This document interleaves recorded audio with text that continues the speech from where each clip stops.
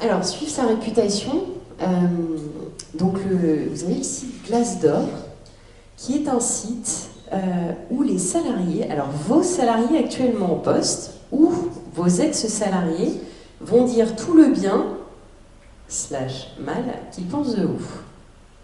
Donc, vous avez une clé d'entrée qui va être l'entreprise, et ensuite vous allez avoir une note, vous savez, un peu comme TripAdvisor, l'hôtel il était bien ou pas? Combien je mets d'étoiles à l'entreprise? Parce que maintenant, vos collaborateurs sont vos consommateurs aussi. Et on va dire, il va y avoir des questions sur est-ce que vous recommandez. Donc là, on voit qu'SFR est recommandé à 63% par les anciens salariés ou les salariés actuellement en place. Est-ce qu'ils approuvent le PDG actuellement en poste? Donc Jean-Yves Charlier est approuvé par 49% des salariés. Avant c'était Jean-Marie Messier, je ne sais pas si c'était... Alors, vous avez des avis positifs, parce qu'en fait, vos salariés ils vont dire « Ouais, c'était chouette, c'était bien. Moi, je recommande. » Ils recommandent pareil, comme TripAdvisor. J'ai bien aimé le resto. L'hôtel était très sympa. Avantage, bonne ambiance, joie de vivre, c'est cool, c'est fun. Voilà, voilà pour ça que moi j'aime bosser chez SFR. Inconvénient, un peu dur parfois, c'est comme à l'usine, ça donne mal à la tête. Donc moi j'ai beaucoup aimé ce commentaire, je trouvais très sympa. Conseiller à la direction, soyez un peu plus juste et équitable envers vos salariés. Ça je pense qu'on pourrait le mettre dans tous les commentaires. Donc vous avez des collaborateurs, des salariés qui vont dire « J'aime bien ma boîte ». Vous en avez d'autres qui disent « Moyen, je recommande quand même un peu. Point de vue positif, j'approuve le PDG. Le PDG, je travaille chez SFR à temps plein, moins d'1 an. C'est une très bonne équipe, bonne ambiance. C'est cool. Inconvénient, les primes sont de plus en plus basses, les objectifs de plus en plus élevés. Voilà, et conseil à la direction, soyez plus concernés par vos employés. Et quand quelqu'un n'est pas content, et alors en fait, celui-là, il fait rien. Hein. Celui-là, c'est pas le commentaire qui va vous faire que ce soit. L'autre, il est sympa, la vie positive, celui là-haut, il peut faire très mal. Parce qu'à partir du moment où vous avez un qui s'autorise à ça peut être la porte ouverte à d'autres commentaires. Ah, il y en a un qui a osé, parce que les commentaires sont anonymes.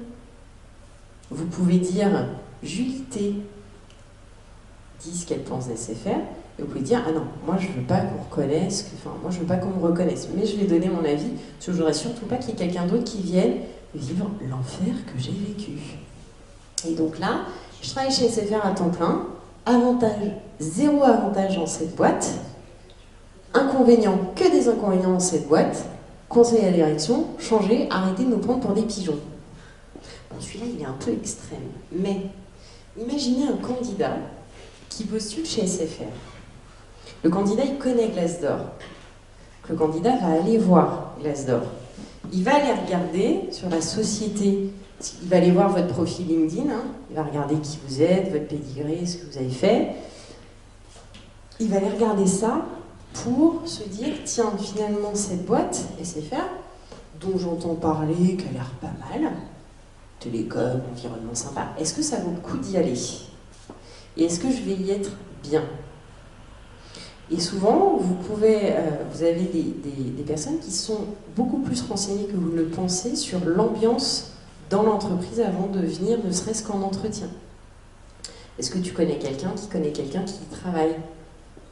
Et donc, ils vont développer de plus en plus ces recherches-là. Et donc, Viadeo aussi a un système de notation des entreprises, pareil, sur le même principe. Et donc, vous avez aujourd'hui des gens qui réactivent leur compte Viadeo, qui recréent des comptes Viadeo pour pouvoir aller regarder les notations.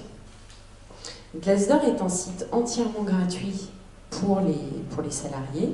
Ce qu'il faut, c'est que c'est du donnant-donnant. C'est-à-dire que si je veux aller consulter l'ensemble des avis sur SFR, il va falloir que je fasse ma contribution au site et je vais donner, moi, des éléments sur quand j'étais chez IRAM, comment ça s'est passé. Je vais aller noter un de mes employeurs pour aller voir ce que les employeurs actuels, ce que mon futur peut-être employeur, ce qu'on dit de lui.